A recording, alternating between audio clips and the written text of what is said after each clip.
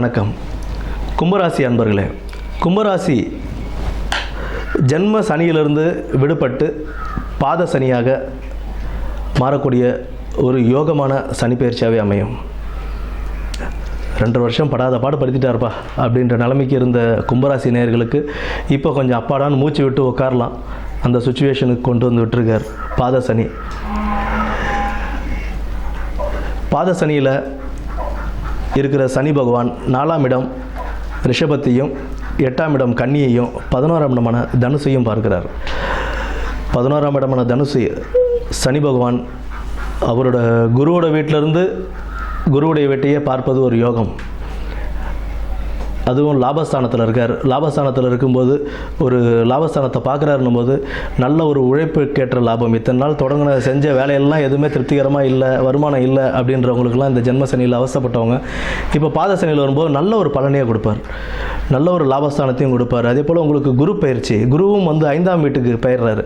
4ஆம் இடத்துலேருந்து 5ஆம் வீட்டுக்கு போகும்போது உங்களுக்கு இன்னும் ஒரு நல்ல லாபத்தையே அவர் கொடுப்பார். ஏன்னா 9ஆம் இடமான துலாம், 11ஆம் இடமான தனுசு, பின்ன துலாம் இது கும்பத்தையும் பார்க்குறாரு. அவர் சொந்த ராசியையும் பார்ப்பதனால சனியோட வீட்டில் குரு பார்வை அண்டு சனி இருக்கிறதும் இப்போ குருவோட வீட்டில் அப்படின்னும் போது அதற்குண்டான பார்வைக்கு நல்ல ஒரு பலனாகவே இருக்கும்.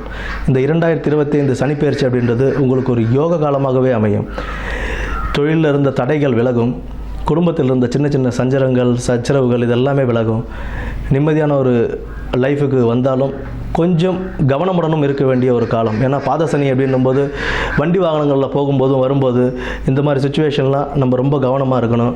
அதே போல் ஏதாவது இரும்பு தொழிலில் செய்கிறவங்க இவங்கெல்லாம் கொஞ்சம் கவனத்துடன் கையாள வேண்டிய நிலை இது. ஏன்னா பாத சனி போகிற வரைக்குமே நமக்கு அதனுடைய தாக்கம்ன்றது கொஞ்சம் இருக்க தான் செய்யும். நல்ல லாபத்தையும் கொடுப்பார், நல்ல இதுவும் கொடுப்பார், அதற்குண்டான செலவுகளும் அவர் கொடுப்பார். அதனால் நாம் செய்கிற தொழிலில் நிதானமாகவும் தொழிலை செஞ்சு வண்டி வாகனங்களில் போகும்போது நிதானத்தையும் கடைப்பிடிச்சி நல்லபடியாக இருந்து யோகமான சனி பயிற்சியாகவே இந்த பயிற்சி அமைய வாழ்த்துக்கள்.